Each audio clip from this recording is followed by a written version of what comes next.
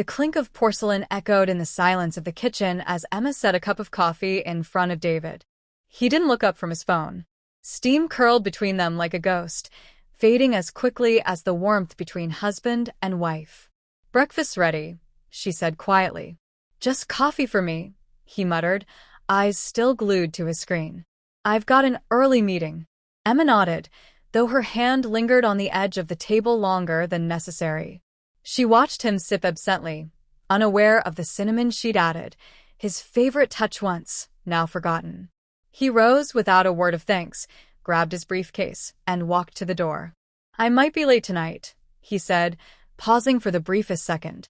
She gave a small smile. "Okay, be safe." The door clicked shut. Emma stood alone, the silence settling heavy and familiar. The sun was bright, but it offered little comfort as Emma pushed the stroller-like cart through the narrow aisles of the local market. She passed the same aisles she always did, greeted the same cashier, picked up the same groceries. Routine had become a second skin, safe, predictable, suffocating. "Hey, stranger." Emma turned to see Lena, her best friend, waving with a paper bag tucked under her arm. Her smile was easy, her energy infectious as always. "Hey," Emma said, managing a genuine smile. They stepped outside together, sitting on a nearby bench. The breeze was soft, leaves rustling in a way that always reminded Emma of better days. "You look tired," Lena said, squinting. Emma gave a small laugh. "Thanks." Lena didn't smile back. "How's David?" "Busy," Emma answered too quickly. "Work's been crazy for him lately." Lena tilted her head. "You've been saying that for 2 years." Emma looked down at her hands. Her wedding ring caught the sun, the gold duller than she remembered. "It's fine. We're fine." Lena said nothing, just offered a squeeze of her hand before standing to leave. That afternoon, a moving truck pulled into the house across the street. Emma watched from the front porch, a glass of lemonade sweating in her palm. The house had been empty for months, the yard wild and overgrown. Now life stirred again, boxes, furniture, a tall man directing movers. He looked up at her, caught her gaze, and gave a polite wave. Emma hesitated, then waved back. The next morning she baked cookies. Not the store-bought break-and-bake kind, but her grandmother's old recipe, the one with brown butter and sea salt. As they cooled, she debated the gesture. It was friendly, harmless, welcoming, nothing more. She crossed the street with the still warm tray in her hands, heart beating with inexplicable nervousness. The man opened the door after her second knock. He looked surprised, then smiled, a real, open smile that reached his eyes. "Hey," he said, wiping his hands on a dish towel. "That's incredibly kind." "Thank you." "I'm Emma," she said. From across the street. "I'm Ethan. Just moved in yesterday." "I noticed." They both chuckled, the kind of easy laughter that shouldn't have come so easily between strangers. He invited her in, but she politely declined. She had no reason to linger. And yet, she stood there for another moment before retreating home. Over the next few days, Ethan became a quiet presence in her world. She'd see him fixing his porch steps, mowing the lawn, walking his golden retriever named Bailey. He waved each time, sometimes called out a joke or compliment. It wasn't flirtatious, just kind, sincere. One morning, while carrying groceries from her car, a bag tore. Apples spilled across the driveway, rolling under the hedge. "Need a hand?" Ethan was already jogging over. He crouched beside her, gathering apples like it was second nature. "Thank you," she said, laughing despite herself. "No problem," he replied. "Groceries always wait until you're in the worst possible spot." His tone was light, his expression warm. There was no tension, no awkwardness. Just two neighbors helping each other. But Emma's heart betrayed her, skipping at the ease of it. That night, she brought up Ethan to David as they ate silently before the TV. "The new neighbor seems nice. Helped me with the groceries." David didn't glance away from the screen. "His name's Ethan. Moved in from Chicago," said he. "I'm trying to focus on this, Sam." She looked at him. Really looked. The man she'd married was still there in body, Broad shoulders, sharp jaw, tie loosened just enough, but the rest of him had drifted somewhere else long ago. He didn't notice the way her voice softened when she spoke. Didn't notice the silence he left behind. She turned her gaze back to the TV, though the image blurred behind the thoughts in her head. That weekend, the fence between their yards finally gave way after a storm. One of the panels splintered, exposing her neatly trimmed garden to Ethan's open lawn. Emma stared at the damage from her kitchen window. Moments later, she saw Ethan assessing it, hands on his hips. He looked up at her window and waved. 15 minutes later, he knocked on her back door, toolbox in hand. "I think I can patch this up for now," he said. "You don't have to." "I want to," he interrupted, smiling. "Besides, Bailey's a runner. I can't risk him discovering freedom." Emma laughed and stepped aside. As he worked, she brought him iced tea, sat on the porch steps, and listened to him talk about his job in graphic design, his move to find peace after a messy divorce, how he hated city noise but missed the pizza. "Divorce sucks," he said simply. "But peace? Peace is priceless." Emma nodded. She didn't offer her own story, at least not in full. But he didn't press. Instead, he shared his. She listened, grateful for the conversation, for the attention that didn't come with expectation. When the fence was fixed, he packed his tools and stood. "Thanks for the tea," he said. "And the company." She smiled. "Anytime." And she meant it. That evening, she stood by the window again, lights low, watching Ethan toss a ball for Bailey. The dog barked joyfully, tail a blur of motion. Ethan's laughter reached her, even through the glass. David hadn't come home yet. No message. No call. The house hummed with absence. Emma's fingers brushed the cold window pane. She should turn away. But she didn't. Not yet. The first real chill of autumn crept in through the windows as Emma poured herself a second cup of coffee. Outside, golden leaves twisted down from the trees in slow spirals, blanketing the lawn in gold and rust. She stared at the way the wind moved them, effortlessly, with no resistance. She hadn't seen David since Thursday morning. It was Sunday now.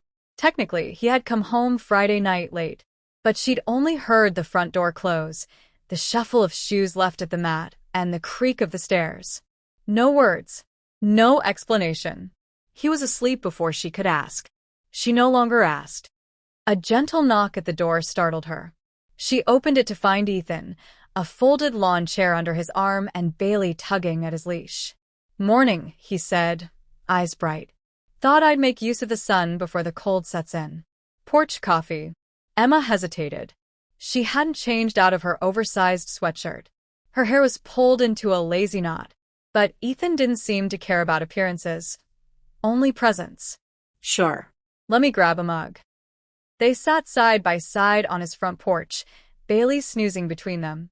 Ethan's thermos steamed in his hands, and Emma held her cup like it anchored her. "This is the best time of year," he said. "You can feel everything slowing down, making room for silence." "I used to hate silence," Emma replied. "Now I think I live in it." He turned his head, studying her. "That sounds lonely." "It is." There was no pity in his expression, only understanding. They didn't fill the air with stories or jokes. Instead, they sat in companionable quiet, each sip of coffee a wordless confession. Emma wasn't sure how long she stayed, but when she finally stood to leave, she found herself wishing she didn't have to. Later that afternoon, David returned. She heard the garage door rise and the heavy thud of his shoes. He didn't call out to her, just walked past the kitchen, loosened his tie, and headed upstairs. Emma watched him go, unnoticed. That evening, as he scrolled through his phone at the dinner table, she cleared her throat. "Do you want to go out next weekend?" David looked up, confused. "What? A date?" "You and me. Maybe dinner? It's been a while." He blinked, then shrugged. "I think I'm out of town next weekend." A beat of silence. "Maybe the one after that," he added, not looking at her. Emma nodded, swallowing the familiar burn of disappointment. "Okay." They finished dinner in silence. The sound of forks on ceramic was the only proof they were still in the same room. 2 days later, she found herself back on Ethan's porch. It wasn't planned. She was out watering her garden when he waved her over, holding a plate of warm apple muffins. "I added cardamom," he said. "Tried to be fancy." She smiled. "Smells incredible." They talked about small things, weather, the best hiking trails nearby, Bailey's obsession with squirrels. But there was something deeper under the surface, waiting. Emma felt it pressing against her ribs. "I never asked what brought you here," she said after a while. Ethan leaned back in his chair, thoughtful. Divorce, mostly. Needed space to think. To exist without chaos. "She hurt you." "She stopped seeing me. Like I became furniture, useful, but forgettable." Emma stared at him. Her stomach turned with recognition. "I'm sorry," she said softly. "It's not all on her," he replied. "I pulled away too. Got tired of trying." Emma's breath caught in her throat. She looked down at her hands, at her wedding band. "I know what that feels like." Their eyes met then, really met. Something passed between them, a quiet acknowledgement of a shared ache. Neither of them said a word about it, but they both knew it had changed something. That night, Emma stood at the sink washing dishes. David was upstairs, laughing at something on his laptop, the sound jarring in its rarity. He hadn't laughed like that with her in months. She looked out the window toward Ethan's house. His lights were still on. Shadows moved behind the curtains. A silhouette paused at the kitchen sink. She wondered if he was thinking of her, too. 3 more days passed. Emma woke to find her power out, another unseasonal windstorm. The house was darker than usual, the silence unsettling. David was gone, off on another last-minute trip, as always. She lit candles and wrapped herself in a blanket, settling on the couch. The rain began softly, tapping the windows like a metronome. Then, another knock. Ethan stood on her porch, hair damp from the drizzle, holding a flashlight. "Just checking in," he said. "You good over here?" She smiled despite herself. "Power's out, but I'm surviving." "I've got backup coffee, if you're desperate," he grinned. She hesitated, then stepped aside. The candlelight made everything softer, safer. Ethan placed a thermos and 2 mugs on the coffee table, the scent of strong brew mingling with melted wax. Bailey curled up on the rug like he'd been there all his life. They sat close, closer than usual, knees brushing, shoulders almost touching. Emma told him about her college years. How she used to write poetry. How she had wanted to travel, to teach literature in small European towns. "What stopped you?" he asked. "Life. Responsibility. Love, I thought." He didn't reply right away. When he did, his voice was quiet. "You're still allowed to want things." That one sentence cracked something open in her. Their hands met without planning. Fingers laced together, tentative and trembling. His thumb brushed her knuckles. She didn't pull away. Thunder rolled outside, low and distant. Ethan turned toward her, his eyes searching hers. "Emma?" She could hear her heartbeat in her ears. He leaned in, slow, respectful, waiting. Their lips nearly touched. But she pulled back, breath shaky. "I can't." His hand fell away instantly. "I'm sorry," she whispered, standing up. "Don't be," he said softly. "You didn't do anything wrong." She couldn't look at him. "I have to go." He nodded, standing as well. "Of course." Bailey followed her to the door. Emma knelt and scratched behind his ears, grateful for the brief, unconditional warmth. She stepped out into the rain, the candlelight behind her flickering as the door closed. Back home, the darkness felt colder. Emma stood in the hallway, drenched, heart pounding. She hadn't crossed the line, but she had found it. Felt it. She leaned against the door, eyes shut. She didn't know who she was more afraid of, David, for never noticing, or herself, for finally wanting to be seen by someone else. The rain hadn't stopped. For 3 days, it painted the town in shades of gray, muting colors and blurring edges. Emma moved through her house like a shadow, quiet, methodical, almost invisible. She folded laundry she didn't remember washing. She rearranged the spice rack. She vacuumed twice in one day. David hadn't called. Not once. She wasn't sure what a faithful marriage was supposed to feel like anymore. But she was certain it wasn't supposed to feel like this, like being slowly erased. On the fourth morning, the sky finally cracked open with weak sunlight. Emma opened the curtains cautiously, as though afraid of the light. Across the street, Ethan stood in his driveway, tugging at Bailey's leash. He didn't wave. She didn't either. The distance between their houses felt longer than before. The silence wasn't tense, but it was charged. Unresolved. Emma sat by the window for a long time, fingers curled around a cold cup of tea, trying to decide what kind of woman she was becoming. That afternoon, David returned, without warning. He entered with his suitcase and the smell of hotel cologne, shrugging off his coat like a man returning from war. "Power's back," he said, glancing around. "Guess I missed all the excitement." Emma watched him from the hallway. "You missed more than that." He paused, eyes narrowing. "What's that supposed to mean?" She crossed her arms. "Nothing. Forget it." "No, say it." His voice rose, sharp and defensive. "You've been acting strange for weeks." Emma gave a bitter laugh. "Strange? I've been here, David. Every day, while you disappear into meetings and conferences and whatever else." He scoffed.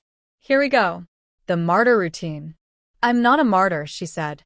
"I'm your wife. And I don't even know if you see me anymore." He turned away, dragging a hand down his face. "Jesus, Emma. Can we not do this tonight?" Her voice softened, but it trembled. "When can we do this?" "Because I'm running out of quiet ways to ask for you." He didn't answer. That night, she lay in bed beside him, staring at the ceiling. His back was turned. The space between them was colder than the sheets. She thought of Ethan's porch, of cardamom muffins and golden retrievers, of the way he looked at her like she mattered. And for the first time, she cried, not from guilt, but from grief. Not for what had happened, but for all that hadn't. The next day, she stayed indoors. She didn't want to see Ethan. Not yet. Not until she could trust herself again. But the universe doesn't wait for perfect timing. At noon, her doorbell rang.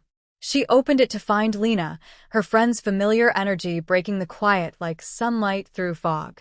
"I brought wine," Lena said, waving a bottle. "You look like you need to talk." They sat on the living room floor, legs crossed like teenagers. The bottle was half empty when Emma finally spoke. "I almost kissed someone else." Lena blinked, processing. "David." Emma shook her head. "Oh." Lena leaned back. "Ethan?" Emma nodded slowly. Lena exhaled, setting her glass down. "Do you want to talk about it?" "I didn't cheat," Emma said quickly. "I stopped it. I walked away." Lena gave her a long, searching look. "But you didn't want to." Emma's silence was answer enough. "I'm not judging you," Lena said gently. I know that look. I've seen it in my own mirror. It's not about sex, Em. It's about needing to be seen, heard, touched without being touched." Emma blinked fast, eyes stinging. "I miss being part of something," she whispered. "Not just someone's obligation." Lena leaned over and hugged her. "Then figure out what you want, before the guilt tells you it's too late to choose yourself." The following day, Emma stood on her porch again, hands shaking slightly. Ethan was outside, tossing a ball for Bailey. He noticed her immediately, stilling mid-throw. "Hey," he said cautiously. "Can we talk?" she asked. He nodded, and they met halfway across the street like two diplomats approaching a truce. They sat on his porch in silence for a moment. "I'm sorry," Emma began. "You don't have to be," Ethan said softly. "Yes, I do. Because I let something grow without stopping it. And I never meant for that to happen." He looked down, nodding slowly. "I'm not blaming you," she added. "You were kind to me. Gentle. You saw me when I felt invisible. That's not a betrayal. That's a gift."